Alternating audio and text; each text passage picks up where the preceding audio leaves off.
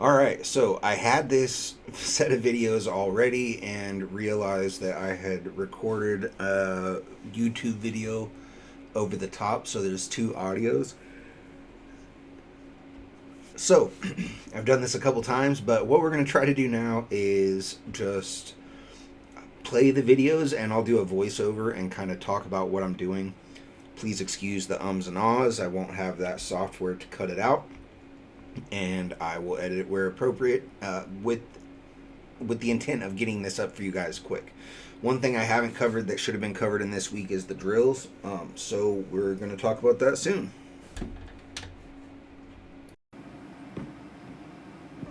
All right, you guys pretty much understand layers, so let's go ahead and get into it. I'm going to make a better presentation about this later. I feel like you guys pretty much understand it, so I'm not going to get too far into it. I'm going to do a quick little demo here, go do a little research, bring that research into this demo, and then we'll leave it for next time. I want to get to the sketching with you guys. So if we shut down everything in this image, right, we're going to start with our background. And if you put in your background, then it's easier to put everything in front of it, right? You have to work in perspective. Things have to go in front of other things. The moon or sun goes in front of the background. The mountains would go in front of the moon. The trees would go in the front.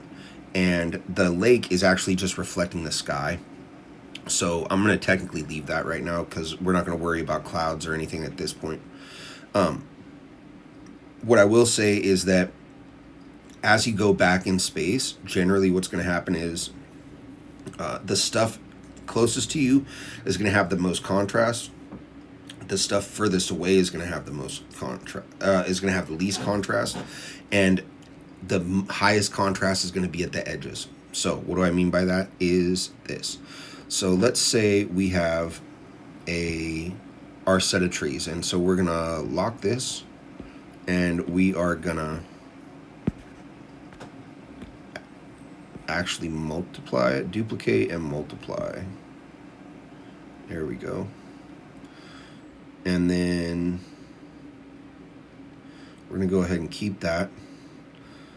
We're going to duplicate it again, but that one we're going to leave on top. This one on the bottom, we want to move.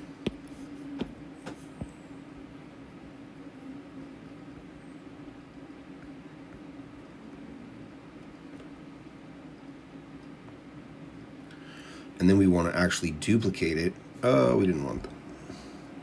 I want this one, and I want to move it. Then I want to duplicate it.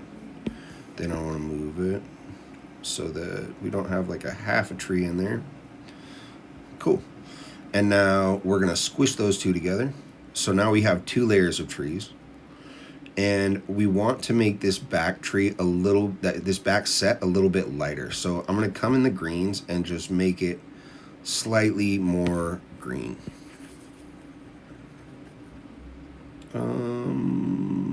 Did I do them backwards? I did. So the backwards set is the rear set is the one that I want, like slightly more green, especially on the bottom. So let's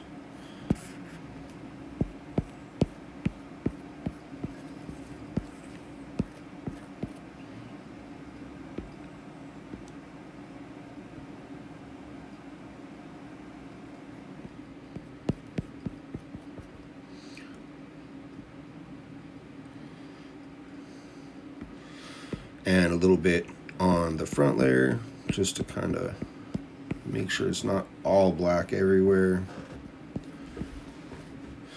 And then the same thing back here. So what I'm going to do is just duplicate this, turn this into a multiply layer.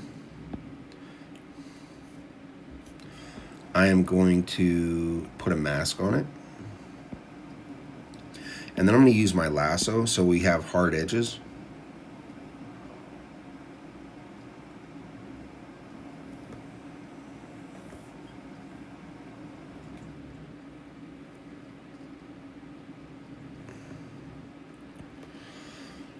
And then slightly brush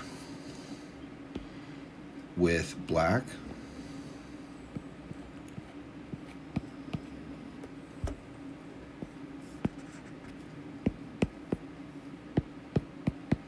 and a nice smooth gradient to just kind of highlight that edge.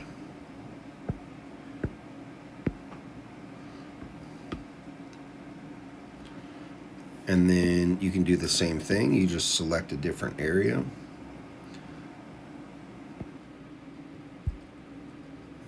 Actually, we probably don't even need to select an area right now. We can probably just do this with the brush because we're gangster like that. Boom, boom, boom, boom, boom. Erase.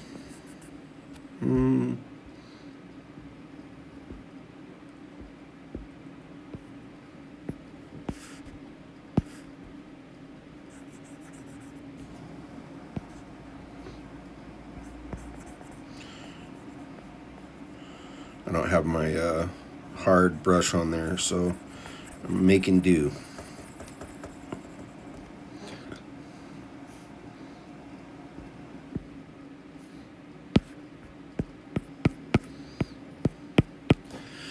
But with just a couple of strokes, you can then have all these layers and all this depth, right? And if you keep working that, eventually you can get to a spot like this. And if you start looking at pictures this way as what is in what layer and what's closer and what's further and what's a smooth transition versus what's a very hard edge, that's going to be super, super helpful in figuring all this out and staying in the right layer. One trick that you can do that I don't tell a lot of people is when you're building and you make your background color or you make your background layer, put a couple of layers in between there. That way, if you just start deleting stuff, you don't slide yourself into that layer. Let's go ahead and actually look online and find some information on matte painting.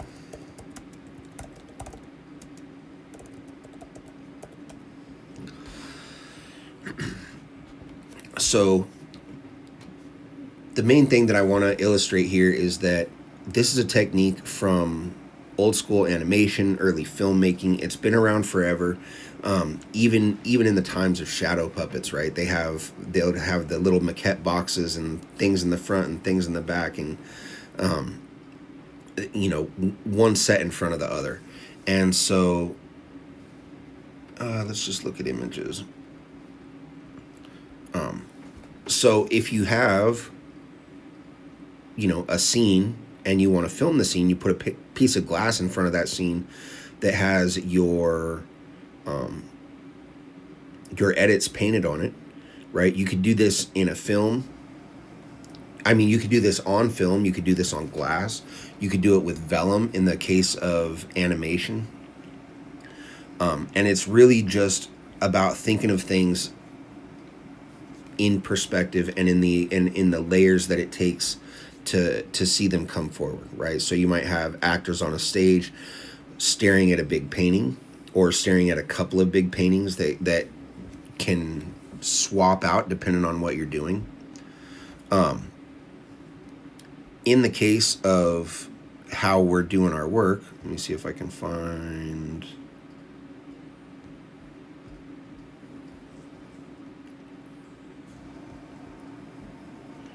This guy? I don't think it's this guy.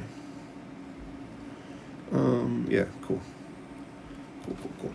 In the case of our work, right, that might mean a layer in the background, a layer on top of that, some raw colors on top of that, with some other markings that we like, and some of those markings are masked out with our lines almost on top, and then highlights. And then this is just a clean copy of it.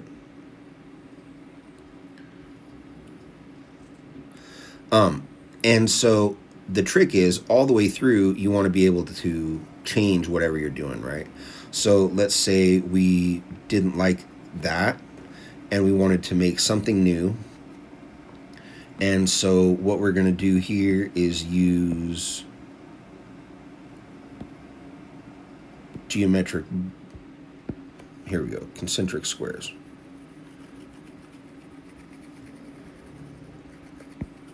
Oh, boom.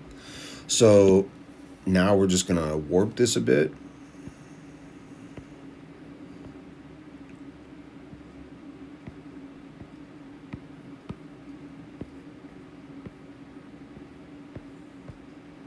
Now, what I didn't see or notice and don't really want to do is have that X right in the middle, or that cross, I should say.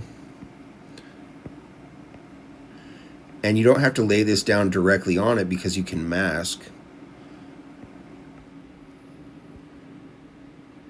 Right? So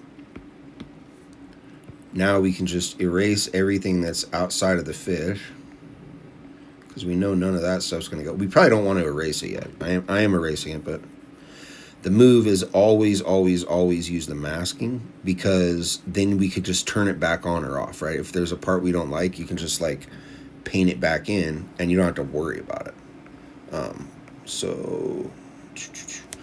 So now what we can do is we have all that set. Now we put a mask on it, and we have our big soft brush.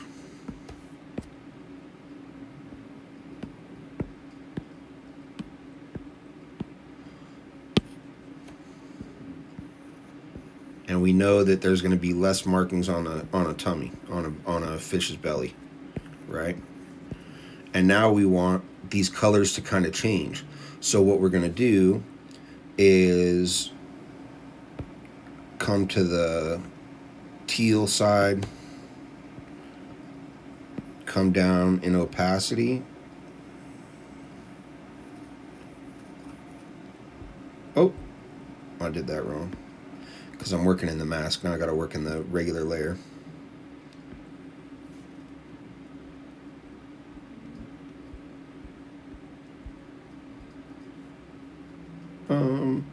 Forward a couple steps. That's good. Now in the layer.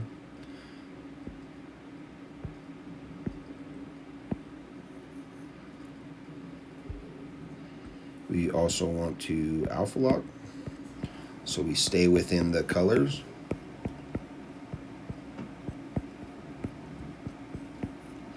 And maybe we even want a cooler color on the bottom. Or, better yet, cooler color on the top, because of how it's fading on the bottom. Right? And then we probably also don't need a lot of markings in the face.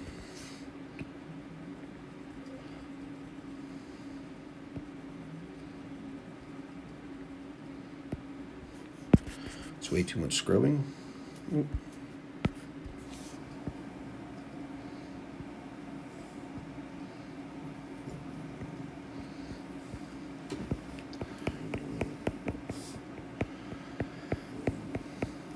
So now that you have your marks on a different layer than your original painting, you can also, hey, where are we at?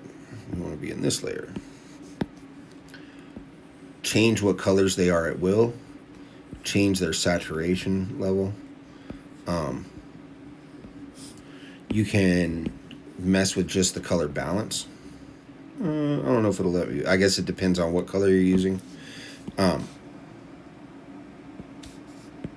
You can even use a gradient map. So if you want to add one of these gradient maps to your blends, then you can definitely do that. Lots of options. And as well, you can get down here into layer styles and play with these. Right? So you can get hundreds and hundreds of different looks as you go. Say you're making a tiger and you want to do the stripes in a way that nobody else has done the stripes before, right? This is how you do that. You just make sure the whole tiger's done, and then you do the stripes, and you don't have all that on one layer. So whether you're doing a full scene or you're doing one item or element, always consider where the layers are, and know that this is something that artists have been dealing with for a lot of time throughout history. We don't have to deal with it as tattooers, because usually if we're dealing with layers, it's like tracing paper, right? And so that's just kind of the way to think about it, is like you lay a new layer down on top, do the next portion of the painting, and make sure it's all good before you commit it all together. So I'm going to leave that one there, and we're going to move on for this session.